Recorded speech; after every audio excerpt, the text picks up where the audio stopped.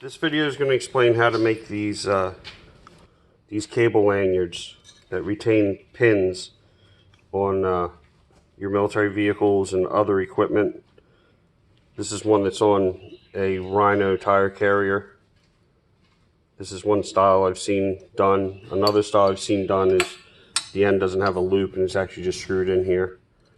This I like better because you don't have to worry about the screw falling out or just snapping off and still losing this pin.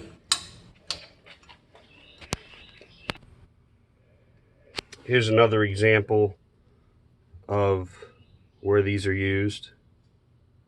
It's to hold these push pin retainers.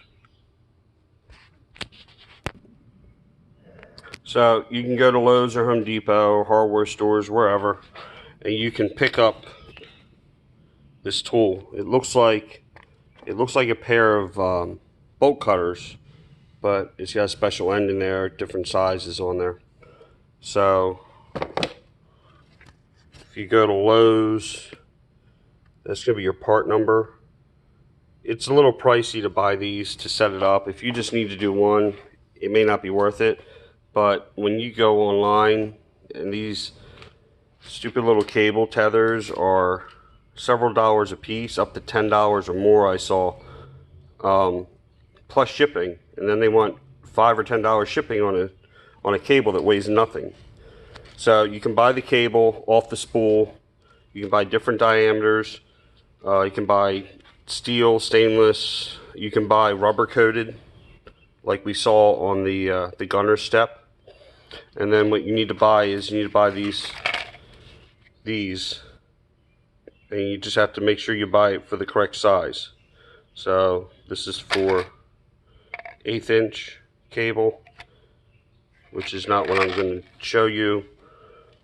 I'm going to show you on 1/16 inch cable. So the end of it looks like that. I don't use the stops. They have these little stop things in there you can crimp on too. I don't use those. I don't think I've seen a cable that actually had them on there, so I'm not quite sure what they're for. Alright, so these are aluminum, these specific ones I bought. This cable here, it's 1/16 inch. It's not coated with anything. I believe it's stainless cable. I can just cut this with a pair of dikes. So you're going to take the cable, and when you cut it, you got to make sure that the end doesn't untwist, because if it does, you won't be able to get back through here. So you're just going to take the cable and stick it through like that, and double it back to a loop. And this is the pain in the ass part a little bit, but yeah, you got to run it back through. See how it's sticking out there a little tiny bit? Then you can pull the loop to the size that you want. What I usually do is I'll actually pull that back in basically where it's flush. That way later you don't have something that you can get caught on and either cut yourself or get a little wire splinter. So it's even with the end there.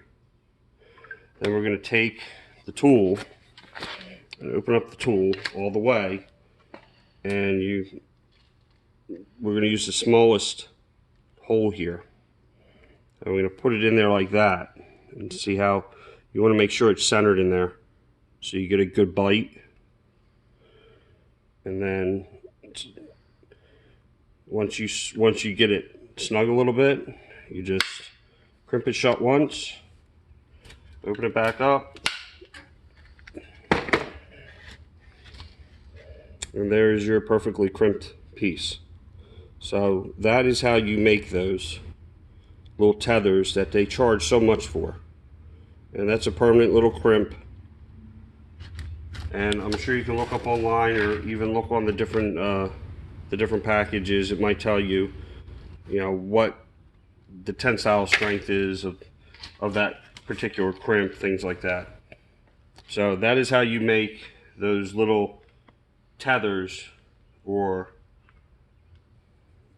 lanyards so you don't lose your pins and your safety clips and stuff.